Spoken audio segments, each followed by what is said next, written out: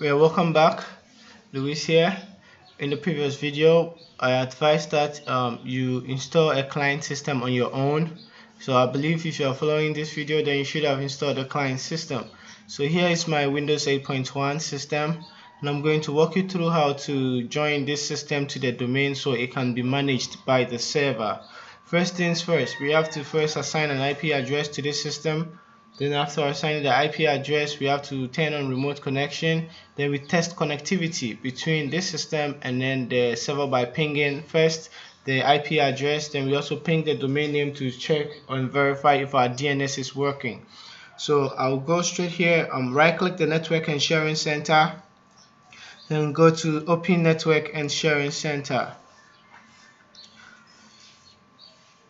Alright, so the next thing we have to do is we click on the network adapter here, which is Ethernet. Then if you check the details, you're going to notice that it has DHCP enabled, yes, but then we have not treated DHCP. Therefore, this system does not have a valid IP address. It only has an APIPA address, which it auto-assigned itself. I'm going to close this. Then we come to properties. Now under properties, we scroll through the list. Then we should have Internet Protocol version 4. Click on it and then click properties. So we are going to change this from obtain an IP address automatically to use the following IP address. Then I'm going to specify the IP. So 192.168.1.5. The subnet mask is the same default class C address, but here we are going to leave the default gateway for now, but we need to provide a DNS address, and the DNS address has to be the IP address of the server, because the server is a DNS address, so that whenever this system has any domain name it wishes to resolve, it will forward it to the server, then the server will do the resolution. So 192.168.1.1. If we have a second DNS server, then we could have entered that DNS server's IP address here, so that will be the alternate DNS address. Then I'll click OK and then close and then close again. So now that that is done, the next thing we have to do is we have to turn on remote connection. So I'm going to click here. Then I'll just right click on this PC, go to properties, then remote settings.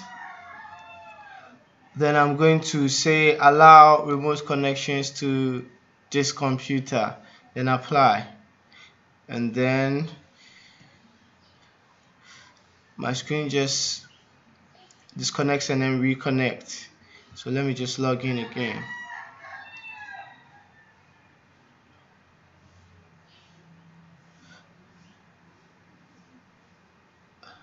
Okay, so from here I just click OK.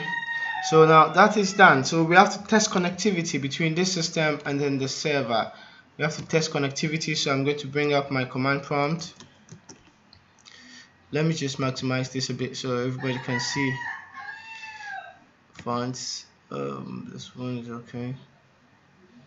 Alright, so I'm going to first ping 192.168.1.1. Okay, so we are receiving a reply from the server. That means that our client system is in connection with the server. Next thing is we ping luis.com. Okay, that too we are receiving a response. So this tells us that our DNS is working. So next thing we have to do is we have to join the client to the domain. So to join the client to the domain, if you have computer already on your desktop, you can right click on it and go to properties. Because I don't have, I'm going to click on the file explorer. Then I'll click on this, right click on this PC, go to properties. Then where we have the computer name, you click change. Then to rename this computer or change its domain name or work group, click change. So that is what we are going to use. And then I'm going to specify a name. I'm going to call this client-1. Then I'm going to change it from, it says member of, by default it's in a work group, but we want this to be part of a domain. if the client OS you installed is just the normal Windows 8 or Windows 10 without Pro or Enterprise, then it will not have the domain part being active. If you face this, it means you have to delete that client system or upgrade that client system to either a Pro or an Enterprise version. So I click domain, then I specify my domain name, louise.com, and I say OK. So if everything is okay, then it's going to prompt me to provide some credentials. In this case, I'm going to provide administrator credentials.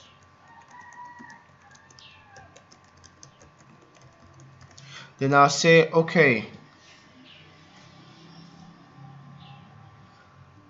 Now it says welcome to the louise.com domain. I say OK.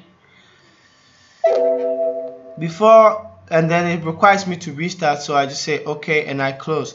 So it's going to restart the system, and once it restarts, I'll have the option to log on with an account, any of the users that I have created on the server. So this is how you join a client to the domain. I'll see you in the next video where we discuss delegation of control.